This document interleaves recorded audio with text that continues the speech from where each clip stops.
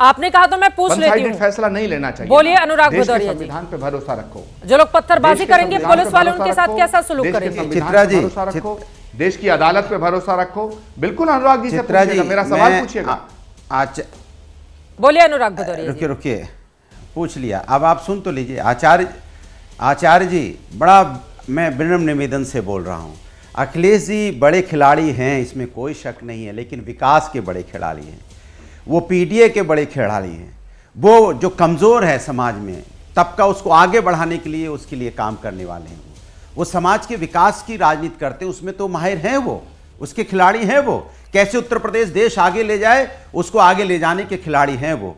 लेकिन नफरत का कौन खिलाड़ी है उत्तर प्रदेश और देश के अंदर में, ये भी तो बता दीजिए। लगे हाथ, कौन है जो नफरत का खिलाड़ी है, जो फ्रंट फुट पे खेलता है नफरत, जो हमेशा फ्रंट फुट पे नफरत को लेके आगे बढ़ता है और नफरत की राजनीति को आगे बढ़ाना चाहता है, समाज को तोड़ के सत्ता पाना चाहता है। उनका भी तो नाम ले लीजिए ना प्रमोद कृष्णम जी, कभी कभी उनका भी नाम लिया कीजिए तो अच्छा लगेगा। अखिलेश यादव जी तो है देश के विकास के खिलाड़ी, इसमें कोई शक नहीं है, और पूरा हिंदुस्तान पूरा उत्तर प्रदेश भदौरिया जी, ठीक है, यहाँ पर अभी संभल पर जरा जवाब दीजिए। वहां पर पत्थरबाजी हुई है, 4-5 लोगों की जान चली गई, और यहाँ पर बैठकर आप, इन्होंने कहा पुलिस प्रशासन, थोड़ा मामले की गंभीरता को समझिए ना अनुराग भदौरिया जी। केवल जो बोला उस पर जवाब बोलिए जवाब दीजिए। अरे सुन, बोलने तो दीजिए ना, बोलिए। उनको मैं उनका जवाब दे रहा था। मैंने कहा आग में कौन झोंक रहा है, कौन आग में झोंकने का काम कर रहा है, सवाल तो यही है ना। कैसे दंगा हो गया, कैसे वहां पे पत्थर आ गए, कैसे नकाबपोश लोग आ गए। 19 तारीख को सर्वे हुआ,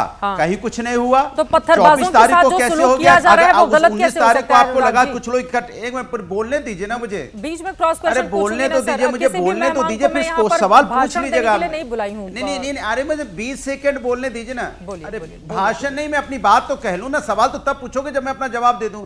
मैंने कहा कि वहां पुलिस प्रशासन ही तो जिम्मेदार है, और कौन जिम्मेदार है? ये कानून व्यवस्था बनाए रखने की जिम्मेदारी किसकी होती है? कैसे जब आपको 19 तारीख को वहां पे कुछ लोग इकट्ठे हुए तो किसी प्रकार की कोई अप्रिय घटना नहीं हुई, तो आपको तैयार होना चाहिए था ना कि कल अगर लोग आ जाएंगे तो आपको सैनिटाइज करना चाहिए था ना, बैरिकेडिंग लगानी चाहिए था। सब कुछ शांतिपूर्वक हो गया तो फिर पुलिस प्रशासन को कैसे लगेगा कि 4 दिन के बाद वहां पर हंगामा हो जाएगा? एक दिन जब सब कुछ शांतिपूर्वक तरीके से हो गया, इसका मतलब है वहां पर साजिश रची गई कि दोबारा सर्वे टीम आएगी तो उसके साथ इस तरह का सलूक किया जाएगा। सिंपल सी बात है अनुराग भदौरिया जी। अरे सुन तो लीजिए, तो मैं सिंपल सा जवाब दे रहा हूं ना कि पुलिस प्रशासन की जिम्मेदारी क्या, इंटेलिजेंस डिपार्टमेंट उनका क्या कर रहा था जब भीड़ इकट्ठी हुई थी 19 तारीख को? तभी उनके समझ में नहीं आया क्या? उनके समझ में नहीं आया कि यहाँ पे उनके एलआई डिपार्टमेंट क्या कर रही थी? पुलिस प्रशासन का जो इंटेलिजेंस डिपार्टमेंट होता है, जो खुफिया विभाग होता है, वो क्या कर रहा था? आपको कुछ पता ही नहीं चला। छू मंतर से वहां पे हजारों लोग पैदा हो गए, कि छू मंतर हजारों लोग वहां पे पत्थर लेके पैदा हो गए और आपको पता ही नहीं चला। आप हाथ में हाथ रख के बैठे रहे। पत्थरबाजों के साथ पुलिस ने जो सुलूक किया, फिर उस पर दर्द क्यों? नाकामी है पुलिस जो लोग अगर वहां पर माहौल बिगाड़ना चाहते हैं और इसीलिए पत्थर लेकर हाथों में पहुंचे हैं, हथियार हैं उनके पास, वो नकाब लगाकर पहुंचे हुए हैं, तो पुलिस वालों ने जो किया फिर वो गलत कैसे किया? हिम्मत कहां से आती है वर्दीधारियों पर इस तरह का बर्ताव करने की, उनके ऊपर पत्थर फेंकने की? पुलिस पर पत्थर फेंकने वाले लोग आते कहां से हैं? ये बड़ा सवाल नहीं है क्या अनुराग जी? एक मिनट सुन तो लीजिए, बोलने तो दीजिए। अरे आप मुझसे ज्यादा तो आप ही बोल रही हैं, मुझे तो बोलने दीजिए ना। आप एक सवाल अनुराग जी से पूछिए, अनुराग जी से पूछिए। यही घटना सुनिए, यही घटना। चुप आचार्य जी, अभी रुकिए ना, मैंने आपको सुना, मुझे सुन लीजिए ना। आचार्य जी ने मेरी बात होने दीजिए, ऐसे नहीं चलेगा। मैंने आप कब्जा नहीं करेंगे डिबेट पे। आपने बहुत बोला, मैंने सुना, मेरा भी सुन लीजिए। मैंने कहा जिस तरह की बात हुई, इस तरह की घटना जब बहराइच में हुई थी तब कौन जिम्मेदार था? तब भी पुलिस जिम्मेदार थी और अपनी जिम्मेदारी से भागने के लिए इधर उधर की बातें करती रही। आज भी पुलिस जिम्मेदार है, क्योंकि पुलिस का खुफिया तंत्र फेल हो जाता है और कहते हैं कि वहां 10 किलोमीटर से लोग आ गए। 10 किलोमीटर से लोग कैसे आ गए आपको पता नहीं चला। 10 किलोमीटर से लोग आने में समय लगता है ना, कैसे आ गए? ठीक है प्रमोद कृष्ण जी। चित्रा जी, जब कश्मीर में हमारे जवानों के ऊपर पत्थर फेंके जाते हैं तो ये विपक्षी पार्टियां पत्थरबाजों के साथ खड़ी होती हैं, और जब पुलिस पे पत्थर फेंकता तब ये दंगाइयों के साथ खड़े होते हैं। बेहतरीन होता, अच्छी बात होती कि अखिलेश यादव जी अपने सांसद से कहते कि भाई तुमने ये भीड़ को क्यों उकसाया, क्यों दंगा कराया, क्यों भीड़ को उकसाते हो? क्योंकि वहां जो लोग मरे हैं उनमें ना समाजवादी पार्टी का कोई नेता मरा है, ना कांग्रेस का मरा है, ना भाजपा का मरा है। हिंदू मुसलमान ठीक है, लेकिन भाई इंसान की जिंदगी की हिफाजत करो। अगर पुलिस वाले मरते तो भी वो हमारे भाई बहन हैं। और अगर ये लोग मरे बच्चे तो भी कुछ थोड़ा बड़ा दिल करके सोचिएगा, इस सत्ता को क्या करेंगे आप।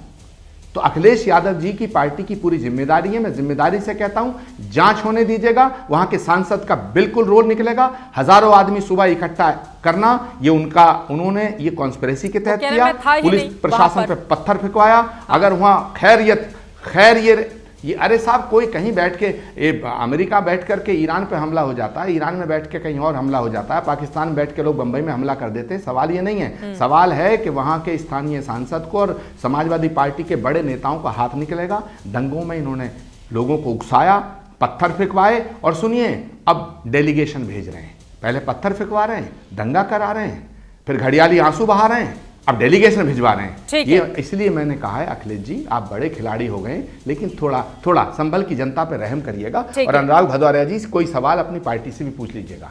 असदुद्दीन ओवैसी की पार्टी लगातार इसको लेकर सवाल खड़े कर रही है। नहीं, बाकी लोगों के पास आते हुए तो मैं की पॉलिटिक्स यहाँ पर नहीं चलेगी। अब मैं बाकी लोगों के इंतजार में रह जाएंगे। आचार्य जी ने जवाब तो ले लीजिए।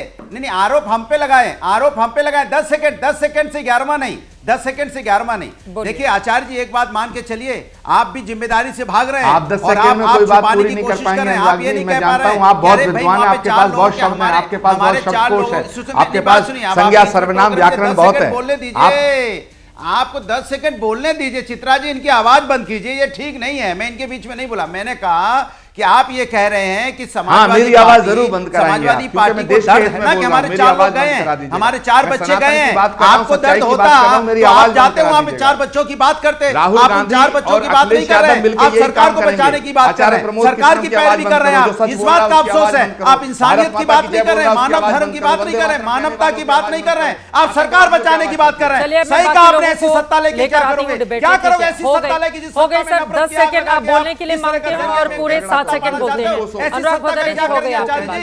क्या करेंगे ऐसी सत्ता का? अनुराग भदौरिया जी हो गए आपके पास। सत्ता को जहां अपने लोग खो रहे हो, अपने लोगों की मौतें हो रही।